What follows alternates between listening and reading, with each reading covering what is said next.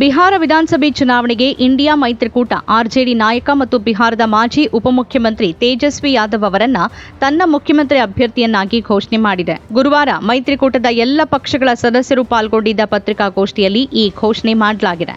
ಕಾಂಗ್ರೆಸ್ ಹಿರಿಯ ನಾಯಕ ಅಶೋಕ್ ಗೆಹ್ಲೋಟ್ ಇದನ್ನ ಘೋಷಣೆ ಮಾಡಿರುವುದು ವಿಶೇಷವಾಗಿದೆ.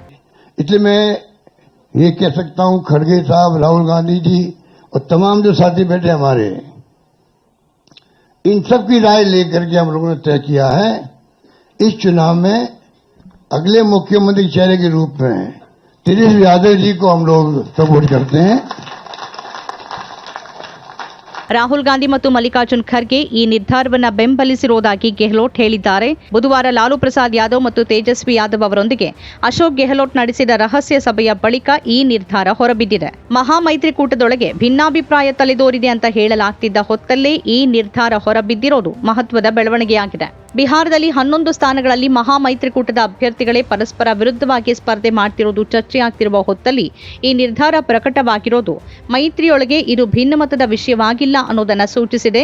5 ಸ್ಥಾನಗಳಲ್ಲಿ ಕಾಂಗ್ರೆಸ್ ಮತ್ತು ಆರ್ಜೆಡಿ ಮುಖಾಮುಖಿಯಾಗಿವೆ. 4 ಸ್ಥಾನಗಳಲ್ಲಿ ಕಾಂಗ್ರೆಸ್ ಎಡಪಕ್ಷಗಳ ಜೊತೆಗೆ ಸ್ಪರ್ಧಿಸ್ತಾ ಇದೆ. 2 ಸ್ಥಾನಗಳಲ್ಲಿ ವಿಐಪಿ ಮಹಾಮೈತ್ರಿಕೂಟದ ಇತರ ಪಕ್ಷಗಳ ವಿರುದ್ಧ ಸ್ಪರ್ಧಿಸ್ತಾ ಇದೆ. ಇವುಗಳಲ್ಲಿ 7 ಸ್ಥಾನಗಳಿಗೆ ಮೊದಲ ಹಂತದಲ್ಲಿ ಮತದಾನ ನಡೆಯಲಿದೆ. ಅಂದ್ರೆ ಈ 7 ಸ್ಥಾನಗಳಲ್ಲಿನ ಸ್ಪರ್ಧೆಯಲ್ಲಿ ಈಗ ಏನೂ ಬದಲಾವಣೆ ಆಗೋದಿಲ್ಲ. ಉಳಿದ 4 ಸ್ಥಾನಗಳಲ್ಲಿ ಯಾರಾದರೂ ತಮ್ಮ ನಾಮಪತ್ರಗಳನ್ನು ಹಿಂತೆಗೆದುಕೊಳ್ಳುವ ಸಾಧ್ಯತೆ ಕಡಿಮೆ ಅಂತ ಹೇಳಲಾಗ್ತಿದೆ. ಇದು ಮೇಲ್ನೋಟಕ್ಕೆ ಮಹಾಮೈತ್ರಿಕೂಟಕ್ಕೆ ಹಾನಿ ತರುವಂತೆ ತೋರ್ತಾ ಇದ್ರೂ ವಾಸ್ತವ ಹಾಗಿಲ್ಲ ಅನ್ನೋದು ಬಿಹಾರ ರಾಜಕೀಯವನ್ನ ಬಲ್ಲವರ ಅಭಿಪ್ರಾಯವಾಗಿದೆ.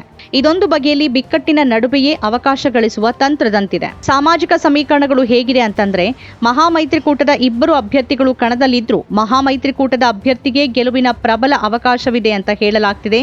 ಆರ್ಜೆಡಿ ಮತ್ತು ಕಾಂಗ್ರೆಸ್ ಕೂಡ ಇದನ್ನೇ ಹೇಳ್ತಿವೆ. ಅದಕ್ಕಾಗಿಯೇ ಬಿಹಾರ ರಾಜಕೀಯವನ್ನ ಅರ್ಥ ಮಾಡಿಕೊಳ್ಳದ ಮತ್ತು ಹೊರಗಿನಿಂದ ನೋಡುವ, ಓದುವ ಅಥವಾ ಕೇಳುವ ಜನ 11 ವಿಧಾನಸಭಾ ಸ್ಥಾನಗಳಲ್ಲಿ ಮಹಾಮೈತ್ರಿಕೂಟದ ಅಭ್ಯರ್ಥಿಗಳನ್ನ ಪರಸ್ಪರ ಎದುರಿಸುವ ರೀತಿ ಮಹಾಮೈತ್ರಿಕೂಟದ ಭರವಸೆಗಳಿಗೆ ಧಕ್ಕೆ ತರಬಹುದು ಮತ್ತು ಅದರ ಫಲಿತಾಂಶಗಳ ಮೇಲೆ ಪರಿಣಾಮ ಬೀರಬಹುದು ಅಂತ ಆರ್ಜೆಡಿಯ ಹಿರಿಯ ನಾಯಕರೊಬ್ಬರು ನಮಗೆ ತಿಳಿಸಿದ್ರು. ಆದ್ರೆ ಅದು ಹಾಗಲ್ಲ. ಇದನ್ನ ವಿವರವಾಗಿ ಅರ್ಥ ಮಾಡ್ಕೊಳ್ಳೋಣ. ಮೊದಲು ನಾವು ಬಾಗಲ್ಪುರಕ್ಕೆ ಹೋಗ್ತೇವೆ. ಬಾಗಲ್ಪುರದಲ್ಲಿ ಕಹಲ್ಗಾಂವ್ ವಿಧಾನಸಭಾ ಕ್ಷೇತ್ರದಲ್ಲಿ ಕಾಂಗ್ರೆಸ್ ನಾಯಕರಾಗಿದ್ದ ದಿವಂಗತ ಸದಾನಂದ ಸಿಂಗ್ ಅವರ ಮಗ ಶುಭಾನಂದ ಜೆಡಿಯು ಟಿಕೆಟ್ನಲ್ಲಿ ಸ್ಪರ್ಧೆ ಮಾಡ್ತಿದ್ದಾರೆ. ಕಳೆದ ಬಾರಿ ಅವರು ಕಾಂಗ್ರೆಸ್ ಟಿಕೆಟ್ನಲ್ಲಿ ಸ್ಪರ್ಧೆ ಮಾಡಿ ಬಿಜೆಪಿಯ ಪವನ್ ಯಾದವ್ ವಿರುದ್ಧ ಭಾರೀ ಅಂತರದಿಂದ ಸೋತಿದ್ರು. ಈ ಬಾರಿ ಪವನ್ ಯಾದವ್ಗೆ ಟಿಕೆಟ್ ನೀಡಲಾಗಿಲ್ಲ. ಇಲ್ಲಿ ಕಾಂಗ್ರೆಸ್ ಮತ್ತು ಆರ್ಜೆಡಿ ಇಬ್ಬರೂ ತಮ್ಮ ಅಭ್ಯರ್ಥಿಗಳನ್ನ ಕಣಕ್ಕಿಳಿಸಿದ್ದಾರೆ. ಪ್ರವೀಣ್ ಸಿಂಗ್ ಕುಶ್ವಾಹಾ ಅವರಿಗೆ ಕಾಂಗ್ರೆಸ್ ಟಿಕೆಟ್ ನೀಡಲಾಗಿದೆ. ಅವರು ಕಳೆದ ಬಾರಿ ಪಾಟ್ನಾ ಸಾಹಿಬ್ನಿಂದ ಸ್ಪರ್ಧೆ ಮಾಡಿದ್ರು. ಪ್ರವೀಣ್ ಸಿಂಗ್ ಕುಶ್ವಾಹಾ ಕೊಯೇರಿ ಸಮುದಾಯದವರು. ಜೆಡಿಯು ಅಭ್ಯರ್ಥಿ ಶುಭಾನಂದ್ ಕುರ್ಮಿ ಸಮುದಾಯಕ್ಕೆ ಸೇರಿದವರು. ಹೀಗಾಗಿ ಅವೆರಡೂ ಸಮುದಾಯಗಳ ಮತಗಳು ವಿಭಜನೆ ಆಗಲಿವೆ ಅಂತ ಹೇಳಲಾಗ್ತಿದೆ. ಇನ್ನು ಆರ್ಜೆಡಿ ಜಾರ್ಖಂಡ್ನಲ್ಲಿ ಸಚಿವರಾಗಿರುವ ಸಂಜಯ್ ಯಾದವ್ ಅವರ ಮಗ ರಜನೀಶ್ ಭಾರತಿಗೆ ಟಿಕೆಟ್ ನೀಡಿದೆ. ರಜನೀಶ್ ಯಾದವ ಸಮುದಾಯಕ್ಕೆ ಸೇರಿರೋದ್ರಿಂದ ಈ ಸಮೀಕರಣ ಮಹತ್ವದ ಪಾತ್ರ ವಹಿಸಲಿದೆ. ಕಹಲ್ಗಾಂವ್ನಲ್ಲಿ ಯಾದವರು ಮತ್ತು ಮುಸ್ಲಿಮರು ಆರ್ಜೆಡಿ ಬೆಂಬಲಿಗರಾಗಿದ್ದಾರೆ. ಇದಲ್ಲದೆ ಬಿಜೆಪಿ ಮತ್ತು ಜೆಡಿಯುಗೆ ಪ್ರಮುಖ ಮತದಾರರು ಅಂತ ಪರಿಗಣಿಸಲಾದ ಕುಶ್ವಾಹಾ ಸಮುದಾಯ ಪ್ರವೀಣ್ ಸಿಂಗ್ ಕುಶ್ವಾಹಾ ಅವರ ಕಾರಣದಿಂದ ಇಂಡಿಯಾ ಮೈತ್ರಿಕೂಟದ ಕಡೆಗೆ ವಾಲುತ್ತೆ. ಇದು ಆರ್ಜೆಡಿ ಅಭ್ಯರ್ಥಿ ರಜನೀಶ್ ಭಾರತಿಗೆ ಪ್ರಯೋಜನ ನೀಡಬಹುದು. ಅಂದ್ರೆ ಆರ್ಜೆಡಿ ಮತ್ತು ಕಾಂಗ್ರೆಸ್ ಪರಸ್ಪರ ವಿರುದ್ಧವಾಗಿ ಸ್ಪರ್ಧಿಸಿದ್ರೂ ಈ ತ್ರಿಕೋನ ಸ್ಪರ್ಧೆಯಲ್ಲಿ ಆರ್ಜೆಡಿ ಪ್ರಯೋಜನ ಪಡೆಯಬಹುದು ಅಂತ ಹೇಳಲಾಗ್ತಿದೆ. ಇನ್ನು ವರ್ಸಾಲಿಗಂಜ್ ಕ್ಷೇತ್ರದಲ್ಲೂ ಇದೇ ರೀತಿಯ ಸಮೀಕರಣವಿದೆ. ಆರ್ಜೆಡಿ ಮತ್ತು ಕಾಂಗ್ರೆಸ್ ಇಲ್ಲಿ ಪ್ರತಿಸ್ಪರ್ಧಿಗಳಾಗಿದ್ದರೂ ಲಾಭ ಎನ್ಡಿಎ ಅಭ್ಯರ್ಥಿಗೆ ಹೋಗುವ ಬದಲು ಮಹಾಮೈತ್ರಿಕೂಟಕ್ಕೆ ಆಗುವ ಸಾಧ್ಯತೆ ಕಾಣಿಸಿದೆ. ಸತೀಶ್ ಕುಮಾರ್ ಇಲ್ಲಿ ಕಾಂಗ್ರೆಸ್ ಟಿಕೆಟ್ನಲ್ಲಿ ಸ್ಪರ್ಧೆ ಮಾಡ್ತಿದ್ರೆ, ಅನಿತಾ ಮೆಹ್ತಾ ಆರ್ಜೆಡಿ ಟಿಕೆಟ್ನಲ್ಲಿ ಸ್ಪರ್ಧೆ ಮಾಡ್ತಿದ್ದಾರೆ. ಅನಿತಾ ಮೆಹ್ತಾ ಧನುಕ್ ಸಮುದಾಯಕ್ಕೆ ಸೇರಿದ್ರೆ, ಕಾಂಗ್ರೆಸ್ ಅಭ್ಯರ್ಥಿ ಸತೀಶ್ ಕುಮಾರ್ ಭೂಮಿಹಾರ್ ಸಮುದಾಯದವರು. ಬಿಜೆಪಿಯಿಂದ ಸ್ಪರ್ಧೆ ಮಾಡ್ತಾ ಇದ್ರೂ ಶಾಸಕಿಯೂ ಆಗಿರುವ ಅರುಣಾದೇವಿ ಕೂಡ ಭೂಮಿಹಾರ್ ಸಮುದಾಯದವರು. ಅವರು ಕಳೆದ ಬಾರಿ ಸತೀಶ್ ಕುಮಾರ್ ಅವರನ್ನ ಸುಮಾರು 9,000 ಮತಗಳಿಂದ ಸೋಲಿಸಿದ್ರು. ಕಳೆದ ಬಾರಿ ಸತೀಶ್ ಕುಮಾರ್ ಕಡಿಮೆ ಅಂತರದಿಂದ ಸೋತಿದ್ರಿಂದ ಕಾಂಗ್ರೆಸ್ ಅವರನ್ನ ಕಣಕ್ಕಿಳಿಸಿದೆ. ಈಗ ಕಾಂಗ್ರೆಸ್ ಮತ್ತು ಬಿಜೆಪಿ ಎರಡರ ಅಭ್ಯರ್ಥಿಗಳ ನಡುವೆ ಭೂಮಿಹಾರ್ ಮತಗಳು ವಿಭಜನೆ ಆಗಲಿವೆ.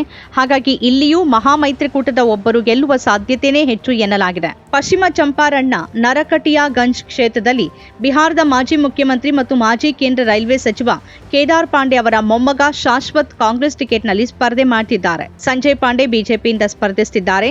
ಆರ್ಜೆಡಿ ಈ ಹಿಂದೆ ಲೋಕಸಭೆ ಚುನಾವಣೆಯಲ್ಲಿ ಸ್ಪರ್ಧಿಸಿದ್ದ ದೀಪಕ್ ಯಾದವ್ ಅವರನ್ನ ಕಣಕ್ಕಿಳಿಸಿದೆ. ಬಿಜೆಪಿ ಮತ್ತು ಕಾಂಗ್ರೆಸ್ ಅಭ್ಯರ್ಥಿಗಳ ನಡುವೆ ಬ್ರಾಹ್ಮಣ ಮತಗಳು ವಿಭಜನೆ ಆಗಲಿವೆ. ಕೇದಾರ್ ಪಾಂಡೆ ಅವರ ಕುಟುಂಬಕ್ಕೆ ಇಲ್ಲಿ ದೀರ್ಘ ಇತಿಹಾಸ ಇದೆ. ಬ್ರಾಹ್ಮಣರು ಕಾಂಗ್ರೆಸ್ಗೆ ಮತ ಹಾಕಿದ್ರೆ ಅದು ಬಿಜೆಪಿಗೆ ನೇರವಾಗಿ ಹಾನಿ ಆಗಲಿದೆ. ಇಲ್ಲಿ 30% ಮುಸ್ಲಿಮರು ಮತ್ತು 11% ಯಾದವರಿದ್ದಾರೆ. ಅಂದ್ರೆ 41% ಮತಗಳು ನೇರವಾಗಿ ಆರ್ಜೆಡಿಯ ದೀಪಕ್ ಯಾದವ್ಗೆ ಹೋಗಬಹುದು. ಇದರ ಜೊತೆ ಅವರು ಇನ್ನಷ್ಟು ಮತಗಳನ್ನ ಪಡೆದ್ರೆ ಅವರ ಗೆಲುವು ಖಚಿತ ಅಂತ ಹೇಳಲಾಗ್ತಿದೆ. ಈ ನಡುವೆ ಬಿಜೆಪಿಯ ಮಾಜಿ ಶಾಸಕಿ ರಶ್ಮಿ ವರ್ಮಾ ಇಲ್ಲಿಂದ ಸ್ವತಂತ್ರ ಅಭ್ಯರ್ಥಿಯಾಗಿ ಸ್ಪರ್ಧೆ ಮಾಡ್ತಿದ್ದಾರೆ. ಇದರಿಂದ ಯಾರಿಗೆ ಹಾನಿ ಆಗತ್ತೆ ಅನ್ನೋದು ಸ್ಪಷ್ಟವಾಗಿದೆ. ಇದನ್ನೆಲ್ಲ ಗಮನಿಸಿದ್ರೆ ಆರ್ಜೆಡಿ ಅಭ್ಯರ್ಥಿ ದೀಪಕ್ ಯಾದವ್ ವಿಜೇತರಾಗಬಹುದು ಅಂತ ನಂಬಲಾಗಿದೆ. ಆದ್ದರಿಂದ ಬಿಹಾರದಲ್ಲಿ ಮಹಾಮೈತ್ರಿಕೂಟ ಸೀಟು ಹಂಚಿಕೆಯಲ್ಲಿ ಒಮ್ಮತ ಹೊಂದಲು ವಿಫಲವಾದಂತೆ ಕಂಡ್ರೂ ಚುನಾವಣೆಯಲ್ಲಿ ಅದಕ್ಕೆ ಹಾನಿಯಾಗುವ ಸಾಧ್ಯತೆ ಇಲ್ಲ. ಇದೆಲ್ಲದರ ನಡುವೆನೇ ಈಗ ತೇಜಸ್ವಿ ಯಾದವ್ ಅವರನ್ನ ಮಹಾಮೈತ್ರಿಕೂಟ ತನ್ನ ಮುಖ್ಯಮಂತ್ರಿ ಅಭ್ಯರ್ಥಿಯನ್ನಾಗಿ ಘೋಷಣೆ ಮಾಡಿದೆ. ಬಿಹಾರ ಚುನಾವಣೆಗೆ ಇದು ಮಹತ್ವದ ತಿರುವನ್ನ ಕೊಡುವಂತೆ ಕಾಣಿಸ್ತಿದೆ. ನಮ್ಮ ಕಾರ್ಯಕ್ರಮಗಳನ್ನ ನೀವು ನೋಡ್ತಾ ಇದ್ರೆ ನಮ್ಮ ಚಾನೆಲ್ ಅನ್ನ ಸಬ್ಸ್ಕ್ರೈಬ್ ಮಾಡಿ, ಪಕ್ಕದ ಬೆಲ್ ಐಕಾನ್ ಒತ್ತಿ ನಮ್ಮನ್ನ ಬೆಂಬಲಿಸಿ. ಹಾಗೆ ನಮ್ಮ ಕಾರ್ಯಕ್ರಮಗಳನ್ನ ಲೈಕ್ ಮಾಡಿ, ಕಮೆಂಟ್ ಮಾಡಿ, ಅದನ್ನ ಬೇರೆಯವರಿಗೂ ವಾಟ್ಸ್ಆಪ್ ಮೂಲಕ ಶೇರ್ ಮಾಡಿ. ನೀವು ಹೀಗೆ ಮಾಡಿದಾಗ ನಮ್ಮ ಚಾನೆಲ್ ಮತ್ತಷ್ಟು ಜನರಿಗೆ ತಲುಪಲು ನೀವು ನಮ್ಮೊಂದಿಗೆ ಸಹಕರಿಸಿದ ಹಾಗಾಗುತ್ತೆ. ಇದು ನೀವು ಯಾವುದೇ ಖರ್ಚಿಲ್ಲದೆ ಕೆಲವೇ ಸೆಕೆಂಡುಗಳಲ್ಲಿ ನೀಡಬಹುದಾದ ಸಹಕಾರ. ಧನ್ಯವಾದಗಳು.